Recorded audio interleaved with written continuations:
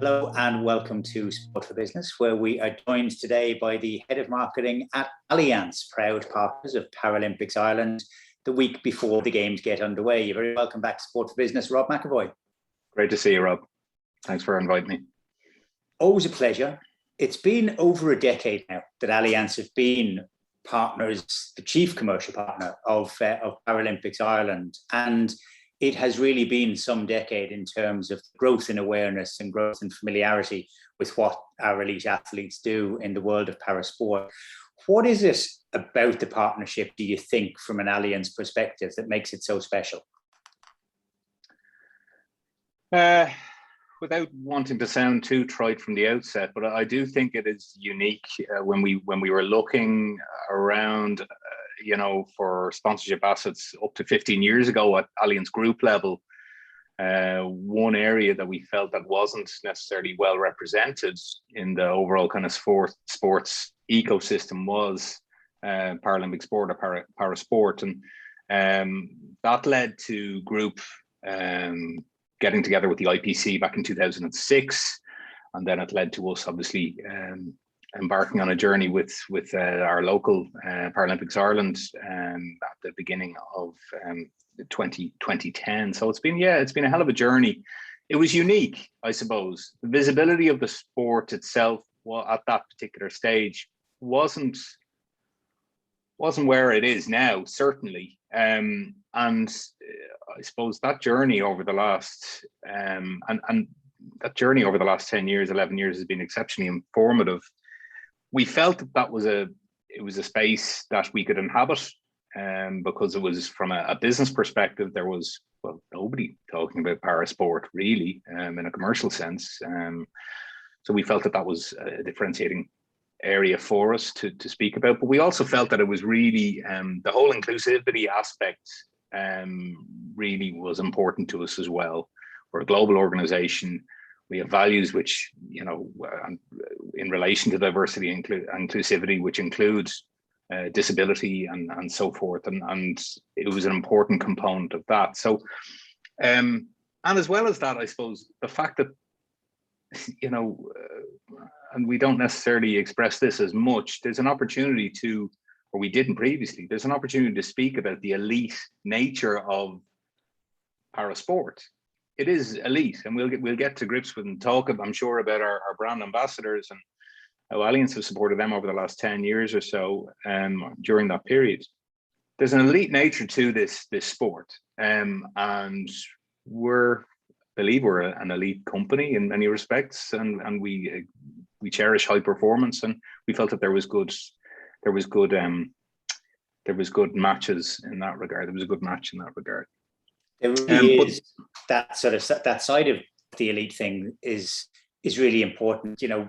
We've seen the Chronicles of Courage series that you've put out now. You've had Michael McKillop, you've had Ellen Keane, both of them at the very top of their game, and Jason Smith, who, he's going for a 6th Paralympic gold medal. I mean, in terms of comparison to the way that we judge other sporting superstars on a world stage, there is a sense that we kind of undervalue what these guys and girls have been able to achieve.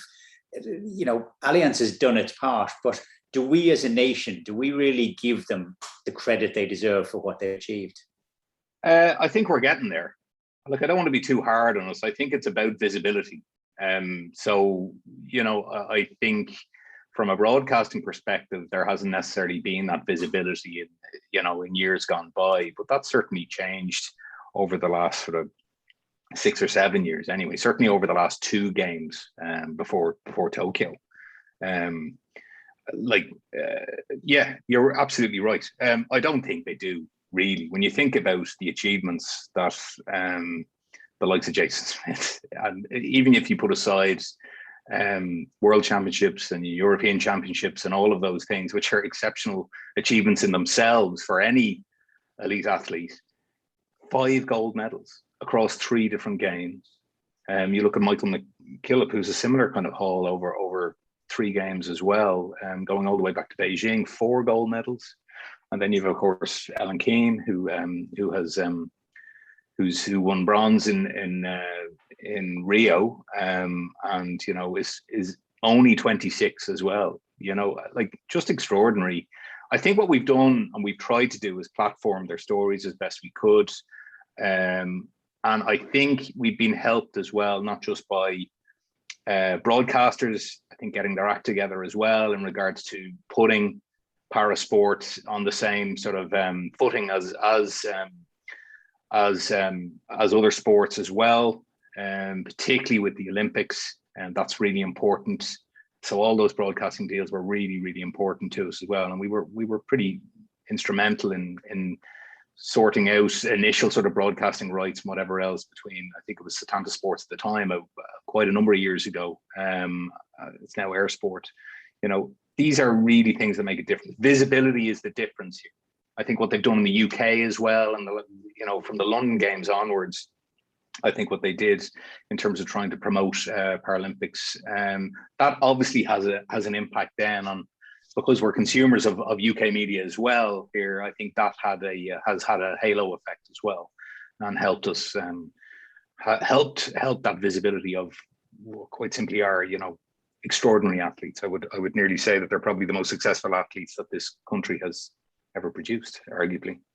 Yeah, I think without a shadow of a doubt. And that spotlight on the achievement and the ability rather than disability has been a huge benefit to everybody who is in the same position, whether by birth or whether by accident. We spoke to Rochelle Timothy, who had the acquired brain injury, and she's going out there now to her first Paralympic Games in the velodrome, and a life fulfilled. From the shock of a diagnosis like she had. The sort of the sense of where we're at now with the Paralympic Games. We've had a successful Olympic Games. It started well with the rowers' gold medal. It finished brilliantly with Kelly Harrington. Now we're getting ready. The Paralympic Games, RTE giving us the full max coverage as well through the night. In terms of preparing for it from a corporate point of view and a marketing point of view, you've had an additional 12 months to fill in terms of creating content and being creative about it. How has that been? Well, it gave us a little bit of breathing space. I'll be quite honest. It did give us some breathing space. I mean, we were,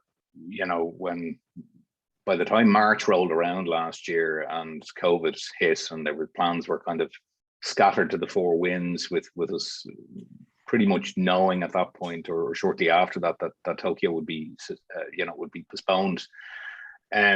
We used it as an opportunity just to consider sort of what the media laydown would be, what sort of content we would want to get out, and what our focus would be as well. We knew that from a global perspective, the IOC would be coming on board, or Allianz would be coming on board with the IOC, in addition to the IPC as well. And so we decided, and we made a fairly distinctive we made a very clear decision early on that we were going to focus on Paralympics, and we were going to focus on continuing developing content around that. So we reframed some of our brand advertising. As you know, you've probably seen it over the last year, the GA, the leagues campaign that we've already spoken about at length previously, Rob. We would have changed some of that just to suit, I suppose, the games themselves. Got Ellen situated within those. We developed some content as well. I'm sure you've seen the Courage Chronicles as well. That's really sort of focusing in depth on their short form film, but essentially they're focusing in depth on what our athletes have been doing, what our brand ambassadors have been doing in the long and arduous wait.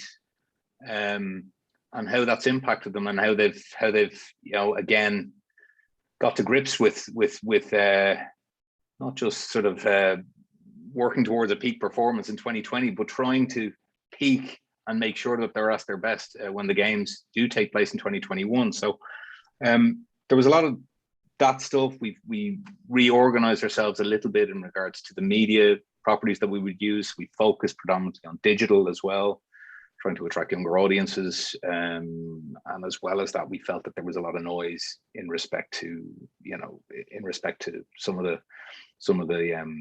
Paralympics work as well. We felt that there was a bit of noise there as well, so we wanted to make sure that we were carving out sort of a unique unique space there as well from a media perspective.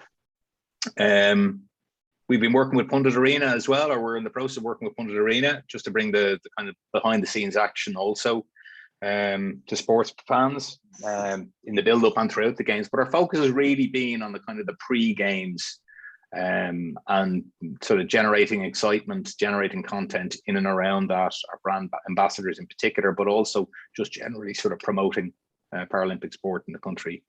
And to the country and introducing. The only thing I'm really sad about, and I'm not sad about it, but I always think that gap between the Olympics and the Paralympics doesn't help. I think people are on such a wave after watching, 2 to 3 weeks of really superb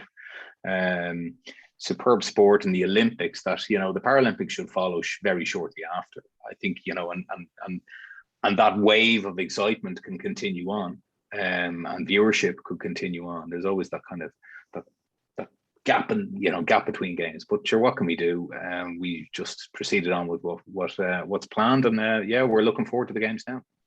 I guess we need to give the volunteers, whether it be in Tokyo or Rio or Paris, a little breathing space themselves. I suppose so. Yeah, absolutely. That's me being selfish and not necessarily realizing the extraordinary work they do as well. You're quite right. But you're absolutely right. Like there is the inextricable link now since 1988 when the two games were held together back to back in the same city. It has become they've become twins. So the Olympics and the Paralympics, they come as part of a package. And you mentioned yourself, they are part of a commercial package now for Allianz. So you're on board with the IOC for a period of time covering Paris, probably Los Angeles, and maybe into Brisbane as well. You're sticking with the IPC.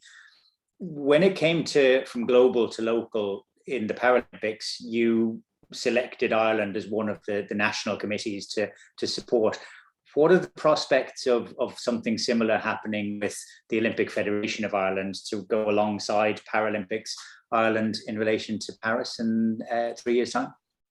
Yeah, so that's right. That's news. I suppose I said it earlier. I mean, from a global perspective now, Allianz is the global insurance partner for both the Olympic movement and the Paralympic movement. And that's something we're exceptionally proud of at a global level. In terms of local partnership, I mean, we're obviously very interested to see what can be achieved there. But I mean, we're going to explore all those options over the next number of months. The games have barely been brought to a close in regards to Tokyo. So we need to look at more broadly, I suppose, our own business objectives and all of those sort of things. And if there's an opportunity there, we'll talk to you about it. Okay, we'll take that as a maybe then for further support. But you're absolutely right. Focus is on what's going to be happening in Tokyo over the coming weeks. We've mentioned some of the athletes that are going to be out there. We've got a team of over 40 that will be putting their best feet forward in whatever way they possibly can. What are some of the highlights that you're personally looking forward to now, having gotten to know some of the athletes over the course of the last few years? Well, I mean, I'm a bit of a sucker for the opening ceremony anyway. So I'll certainly be tuning into that. I'm looking forward to seeing, all of our athletes represent our little country at that opening ceremony. I think we've 16 athletes participating this year. So I'm looking forward to them flying the flag and just the general excitement of that as it opens up again. I can't really move away. Let's be honest. I'm really interested to see how Ellen, Jason, and Michael get on here. We'll be flying the Allianz flag and the Irish flag at the same time, and just tuning in, bleary-eyed, early morning to see how they get on, and we're all fully behind them. So yeah, I'm really looking forward to seeing our three brand ambassadors, and we have a huge interest. We'll be creating a bit of buzz as well. Hopefully. In the office, whether that's physically or virtually. I think it'll be virtually now at this point. Unfortunately, it's probably a bit too soon to be creating that buzz in the office itself. But we're really excited about seeing that. As I said, amazing athletes, and can they do it over? Can Jason do it again? I mean, an Irish sprinter you know, and Michael McKillop as well. Can these guys perform again and deliver the medals that they're so used to delivering in the past? We have our fingers crossed for them, and we're fully behind them. They are good people and extraordinary athletes. The three superstars, I guess, Michael, Jason, and Ellen, and a big cast supporting them as well. We've gotten to meet Jordan Lee and Mary Fitzgerald and Rochelle Timothy, all of whom have stolen our heart over the preview period, and now it's time for them to perform on the stage. You've been extraordinary yourselves, Allianz, in terms of giving them that platform to do it, and thanks for doing so again and for joining us today on Sport for Business. Rob McEvoy. No problem, Rob. Great to speak to you. Thank you.